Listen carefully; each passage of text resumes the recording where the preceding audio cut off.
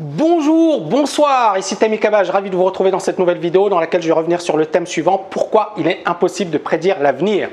Il y a beaucoup de personnes qui débutent sur les marchés et qui commettent trop souvent cette erreur qui consiste à vouloir prédire l'avenir. Pour moi, je pense que c'est une énorme erreur et c'est un énorme danger parce que ça vous biaise psychologiquement et ça vous évite d'être concentré sur ce que font réellement les marchés.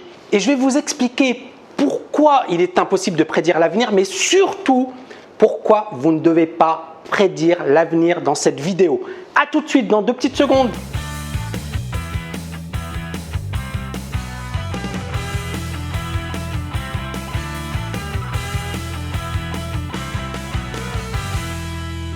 Donc premièrement, l'erreur la plus fréquente en trading consiste à tomber dans le piège du gourou. C'est-à-dire le gars qui effectivement se croit très bon, très fort, etc. Donc il va réaliser, donc il y en a beaucoup sur Facebook, sur Twitter. Dès qu'il réalise une prévision, il se dit ça y est, je suis très bon, je suis très fort, je suis un gourou. Waouh! Mais quand on creuse un peu, n'importe quel amateur peut avoir raison au moins une fois dans sa vie. Est-ce que ça fait de lui un génie des marchés? Est-ce que ça fait de lui quelqu'un d'exceptionnel sur les marchés? Non, tout simplement, il peut avoir eu un peu de chance.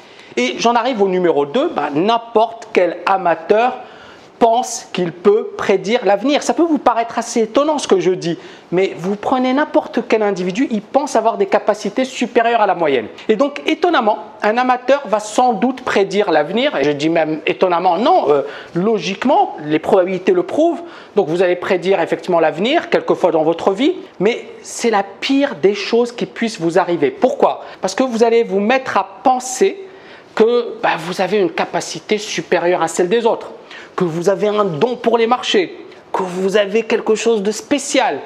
Moi, je dis, c'est des conneries tout ça. C'est-à-dire qu'effectivement, il y a tellement de mythos sur les marchés, il y a tellement d'amateurs qui, après 2 mois, 3 mois d'expérience, vous disent je suis très fort, je suis très bon, etc. Il y en a même qui crament des comptes et qui vous disent voilà, je suis très bon, je suis coach, n'importe quoi, mais c'est comme ça, c'est les marchés financiers. Donc ça fait effectivement, on a beaucoup de rigolos, on a beaucoup de gens effectivement qui sont très moyens.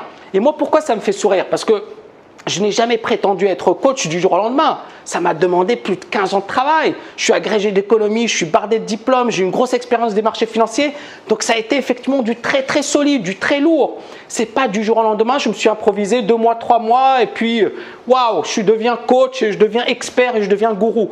Malheureusement, il y a tellement de rigolos sur les marchés et malheureusement, les gens sont tellement naïfs, sont tellement crédules qu'ils tombent dans leur piège. Et c'est comme ça. Qu'est-ce que vous voulez que je vous dise? Les moutons sont des moutons, ils resteront des moutons toute leur vie. Ils n'auront jamais assez de recul. Troisième point qui pour moi est important, miser sur les probabilités et non sur les prévisions.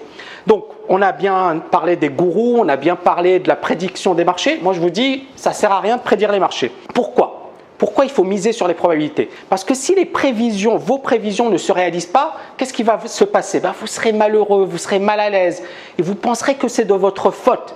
Alors que non, ça n'a rien à voir. C'est-à-dire que aucune personne n'est capable de prédire l'évolution des marchés à 100%. La probabilité de prédire les marchés à 100% n'existe pas. Et la seule chose sur laquelle vous puissiez avoir un pouvoir, ce sont les probabilités, c'est-à-dire le processus. Donc voilà, c'est ça ce que vous devez effectivement vous mettre à travailler. C'est comme ça que vous devez raisonner. Il faut oublier comment se comportent certains individus sur Facebook, sur YouTube, sur Twitter. Et puis justement, soyez totalement autonome et focalisez-vous sur le process. J'espère que vous avez aimé cette vidéo. N'oubliez pas de la liker. Je vous dis à très bientôt.